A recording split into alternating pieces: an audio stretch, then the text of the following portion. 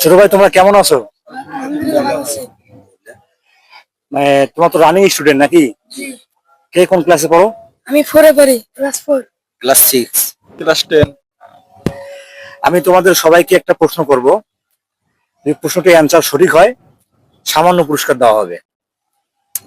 প্রশ্নটি হলো আহ, ইংরেজি অক্ষর কয়টি?